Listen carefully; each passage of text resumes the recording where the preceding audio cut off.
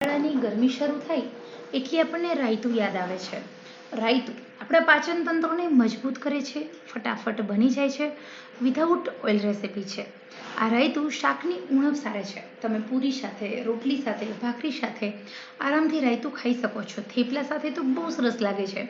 ખરેખર જ્યારે પણ ઉનાળાની ગરમીમાં એકદમ લાઇટ ભોજન નું મન થાય કે લાઇટ જમવું છે, ત્યારે દહીં, એક વાટકી દહીં અને 2 ચમચી ખાંડમાંથી બનતું આ રાયતું તમારી હેલ્થ માટે ખૂબ સારું છે.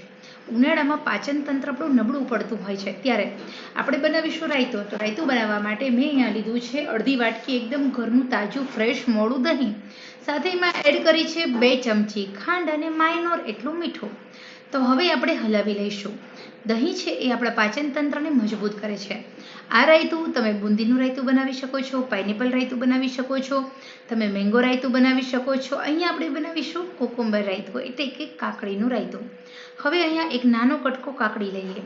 કાકડીને આપણે ઝીણી ઝીણી સમારી લઈશું. અહીંયા આપણે કાકડીને સારી રીતે ધોઈ લેવાની છે. તમારે છાલ ઉતારવી હોય તો છાલ ઉતારવાની, નહીંતર છાલ ઉતાર્યા વગર પણ તમે કાકડીને સમારી શકો છો.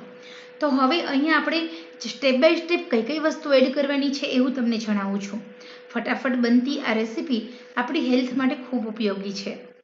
તમે કેળાનું પણ રાયતું બનાવી શકો છો. એવું નથી કે તમે નથી બનાવી શકતા. આની અંદર તમે કેળા પણ ઉમેરી શકાય છે. અહીં આપણે ઝીણી ઝીણી સમારેલી કાકડી ઉમેરી દીધી છે. તમે કેળા, પાઇનેપલ, તમે મેંગો બધું જ ઉમેરી શકો છો. આ રાયતામાં જે પણ ફ્રૂટ્સ તમને ભાવે છે, ચીકુ ભાવે છે તો ચીકુ પણ એડ કરી તમે આવી રીતે રાયતું બનાવી શકો છો. અહીંયા આપણે એકદમ સરસ રીતે હલાવી લઈશું. હવે આપણે નેક્સ્ટ બીજી વસ્તુ એડ કરવાની છે, કઈ છે એ પણ હું તમને જણાવીશ. તમે સ્ટેપ બાય સ્ટેપ જોતા રહો. ખરેખર તમે અહીંયા હું જે વસ્તુ એડ કરવાની છું એના હિસાબે આપણું જે આ રાયતું બનીને રેડી થયું છે એનું લુક અને ટેસ્ટ બહુ સરસ આવશે. બધા લોકો રાયતામાં મરચાં એડ કરતા હોય છે, પરંતુ જ્યારે તમે ખાઓ છો તો એ મરચાં ચાવવામાં તકલીફ પડતી હોય છે. તો અહીંયા આપણે ચીલી ફ્લેક્સ એડ કરવાના છે. ચીલી ફ્લેક્સની મદદથી નેચરલ તીખાશ આવે છે. સાથે ડેકોરેટ માટે તમે જે તીખી બુંદી આવે છે એ લઈ શકો છો, અથવા તો નાયલોન સેવ. તો આપણે અહીંયા ઉપયોગ કર્યો છે નાયલોન સેવનો, અને આપણે હલાવી લઈશું. અને હજી આપણે સેવ અને ચીલી ફ્લેક્સ ઉમેર્યું છે. હજી એક વસ્તુ ઉમેરવાની છે જેના વગર આપણું રાયતું અધૂરું છે.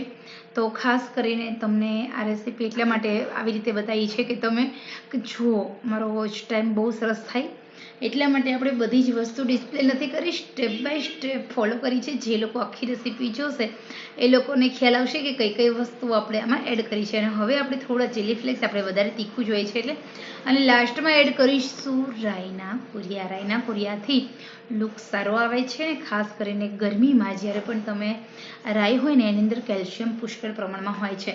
તો કેલ્શિયમ અને પ્રોટીન, દહીંમાં પુષ્કળ પ્રમાણમાં પ્રોટીન છે અને કાકડીમાં પુષ્કળ પ્રમાણમાં ફાઇબર છે, તો મળી રહે છે. તો અહીંયા આપણે જે રાયતું બનાવ્યું છે એ રેડી થઈ ગયું છે. ડિસ્પ્લેમાં તમે જોઈ શકો છો, સાઈડ પર કાકડી રાખી છે એટલે તમને પ્રોપર આઈડિયા આવે કે કુકુંબર રાયતું છે, કાકડીનું રાયતું છે. તો આવી રીતે તમે આ જ મેથડથી અલગ અલગ રાયતા બનાવી શકો છો. ખરેખર આપ સૌને આ રાયતાની રેસીપી પસંદ આવી હોય તો દિલથી લાઈક કરો, શેર કરો, સબસ્ક્રાઈબ કરો, અને આ રેસીપી જોઈએ બદલ thank you. Thanks for watching.